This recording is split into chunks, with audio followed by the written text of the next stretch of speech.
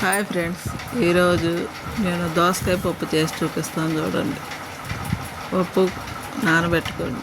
ఒక పావు కిలో పప్పు నానబెట్టుకొని ఒక దోసకాయ, ఒక ఉల్లిపాయ, 3 పచ్చిమిరకాయలు, 2 టమాటాలు. ఆ పప్పు బాగా ఉడకనియాలి. బాగా అంటే చక్కాబద్దగా ఉడకనియండి. అది ఉడకటానికి కొద్దిగా పసుపు, ఉప్పు వేయండి, త్వరగా ఉడికిద్ది. అలా వేసుకుంటే మనకు పప్పు కొద్దిగా ఉడికిద్ది. సరే ఫ్రెండ్స్, అలా ఉడికి ఇవన్నీ కోసి పెట్టుకున్నాం. ఒక టమాటా వేసుకోండి, ఒక దోసకాయ. పప్పు అలా ఉండంగా వేసేయండి. దోరగా ఉడికితే చాలు, బాగా మెత్తగా ఉడకవసరం. ఇప్పుడు ఆ దోసకాయ మొత్తం అన్ని ముక్కలన్నీ కోసినవన్నీ వేసేసేయాలి. వేసేసి మూత పెట్టుకుందాం తిప్పి. ఇది తేలిగ్గానే అయిపోద్ది ఫ్రెండ్స్, ఈ పప్పు దోసకాయ. నేను ఈరోజు దోసకాయ పప్పు చేశాను. తేలిగ్గా అయ్యే పప్పు. మూత పెట్టుకుందాం. ఇప్పుడు తీసి చూద్దాం చూడండి ఎలా ఉడికిపోయినాయో. అలా ఉడికిపోవాలి, తొందరగానే ఉడికిపోతాయి. ఇప్పుడు మనం దాంట్లో కారం వేసుకుందాం. చింతపండు కూడా వేసేసుకుందాము, చిన్న నిమ్మకాయ సైజు చాలు. ఇప్పుడు మనం 2 స్పూన్లు కారం వేసుకుందాం. మీరు కూడా కారం ఎక్కువ కావాలంటే ఎక్కువ వేసుకోండి, తక్కువ కావాలంటే తక్కువ వేసుకోండి. ఈ పప్పు చాలా రుచిగా ఉంటుంది. మీరు కూడా ఇలా చేసి ఉడకబెట్టుకోండి. ఉడికిపోయింది ఫ్రెండ్స్. ఇప్పుడు పక్కన పెట్టుకొని తాలింపు పెట్టుకుందాం.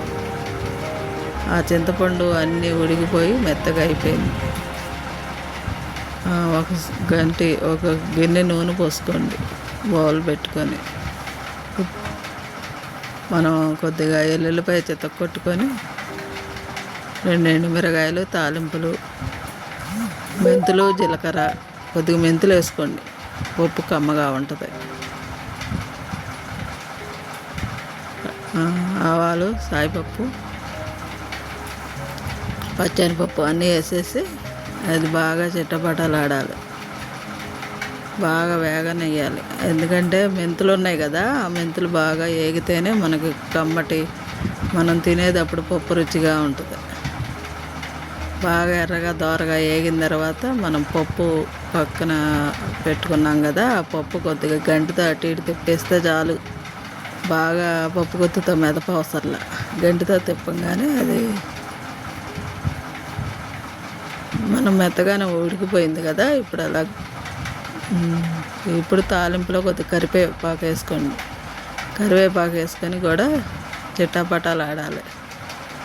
ఇప్పుడు అలా గంటతో తిప్పేసుకొని పప్పు ఉప్పు అవి చూసుకొని, ఉప్పు చాలపోతే ఉప్పు వేసుకోండి. నేను వేసుకుంటున్నా.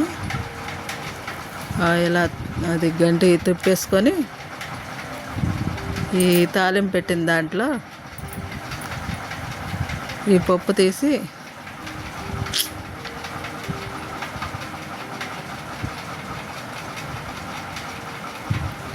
అలా గంటతో తిప్పుకోండి. పప్పు అయినా దిగిపోయింది, బాగా ఉడికిపోయింది. ఇప్పుడు అది తీసి ఆ తాలింపులో వేసేసుకోండి.